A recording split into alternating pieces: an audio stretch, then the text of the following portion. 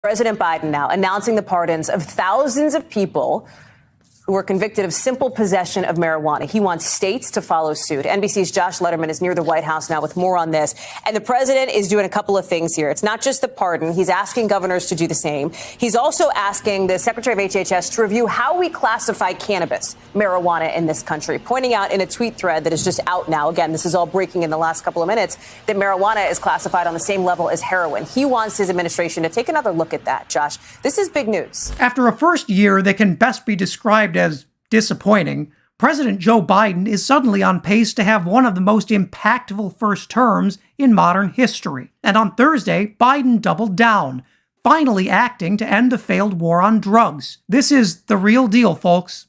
Take a listen. I'm taking 3 steps to end this failed approach. First, I'm announcing a pardon for all prior federal offenses for the simple possession of marijuana. Second, I'm calling on all governors to do the same for state marijuana possession offenses. Third, the federal government currently classifies marijuana as a Schedule I substance, the same as heroin and LSD, and more serious than fentanyl. It makes no sense.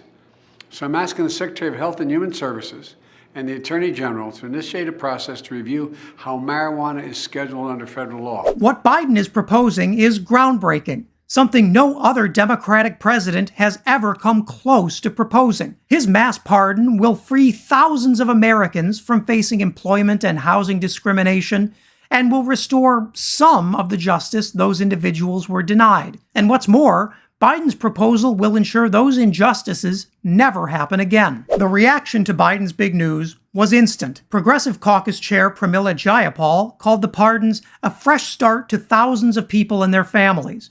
She said the move offers hope to all those suffering from this country's history of unjust, racially discriminatory drug policy. In Pennsylvania, Democratic candidate for governor John Fetterman called Biden's decision a BFD and a massive step towards justice. Even Republican Congresswoman Nancy Mace cheered Biden for taking what she called a necessary big step forward in bringing justice to so many. And New York Congressman Jamal Bowman, well, he posted this.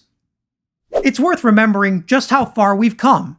A dozen years ago, progressive activists flooded an online town hall to ask then-President Barack Obama what he'd do to address the war on drugs. Obama called decriminalizing marijuana a bad strategy and laughed it off as a distraction from real issues. Now Biden has done something Obama never could, and voters are loving it. And let's be clear, we're talking about a lot of voters, and not all of them are Democrats. Nearly 7 in 10 Americans supports legalizing marijuana. That's a record high. That also includes half of self-identified Republicans. And in super conservative Montana, Republicans overruled their own party bosses and voted by a 2-to-1 margin to legalize weed. I'd say that's a pretty winning issue. In fact, Republicans don't know what to do now.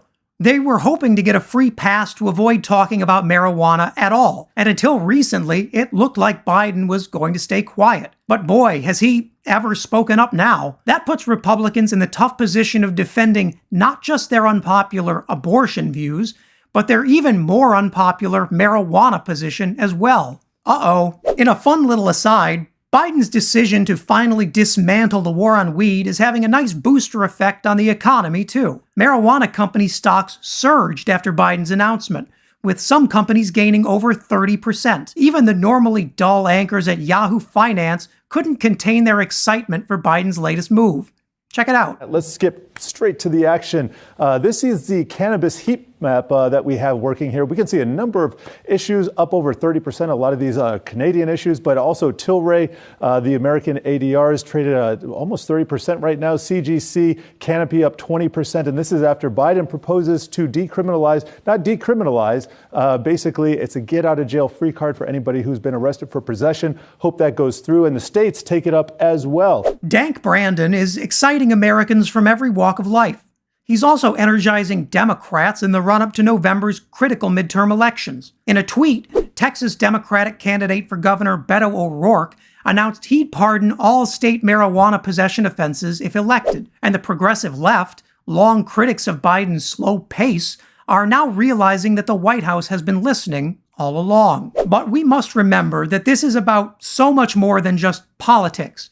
Sure, this is a smart and long overdue move, but it's also a decision rooted in justice, or rather in correcting the injustice of a war on drugs that has disproportionately destroyed the lives of generations of black and brown men, all to no purpose. Under Joe Biden, our nation is finally taking its first major steps to end this national disgrace. By authorizing the executive branch to reschedule marijuana, Biden has single-handedly paved the way for ending the massive disparity in prosecutions for possession. And those who already have convictions will now be able to get loans, start businesses, find jobs, and enjoy a life unmarred by an unjust conviction. It may take years to see these changes fully reflected, but they will reshape American public life for the better. Progressives were right to be frustrated with Biden's slow start, and they were right to keep his feet to the fire on marijuana legalization. Now, one question looms larger than any other. With Biden officially on board for ending the war on drugs,